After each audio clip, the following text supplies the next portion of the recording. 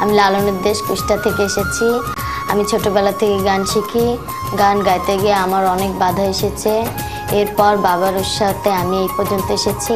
আমি আপনাদের দয়ে আমি অনেক বড় শিল্পী হতে চাই।